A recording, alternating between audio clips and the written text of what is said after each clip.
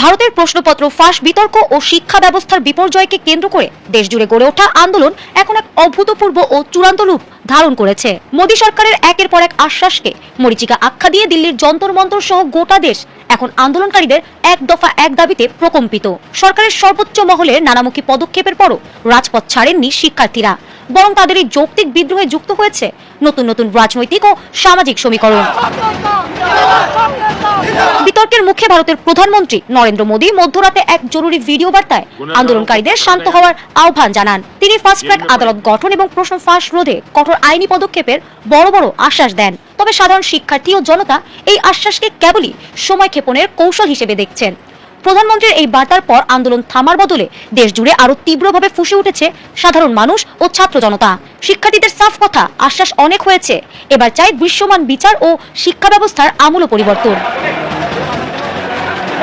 আন্দোলনের এই চরম মুহূর্তে শিক্ষার্থীদের পাশে দাঁড়িয়ে মোদী সরকারের তীব্র সমালোচনা করেছেন কংগ্রেস সংসদীয় দলের চেয়ারপারসন সোনিয়া গান্ধী। ইংরেজি দৈনিক দ্য হিন্দুতে প্রকাশিত এক নিবন্ধে তিনি অভিযোগ করেন, সরকার তরুণদের ভবিষ্যতের উত্তরসূরি হিসেবে দেখার বদলে দেশের শত্রু হিসেবে বিবেচনা করছে।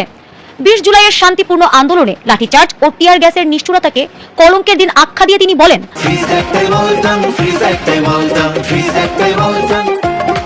আলোচনার পরিবর্তে বল প্রয়োগই এই সরকারের একমাত্র চরিত্র। শিক্ষামন্ত্রীর পদত্যাগ না করা এবং সংসদীয় কমিটির সুপারিশ উপেক্ষা করা সরকারের চরম ঔদ্ধত্যের বহিঃপ্রকাশ।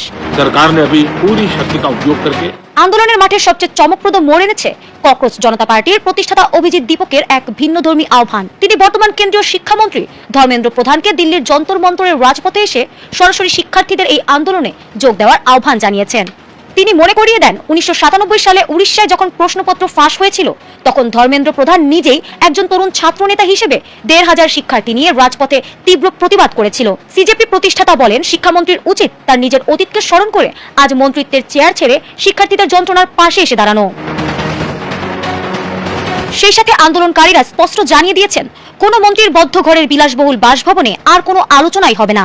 আলোচনার একমাত্র স্থান হবে উন্মুক্ত রাজপথ বা যন্তর মন্তর।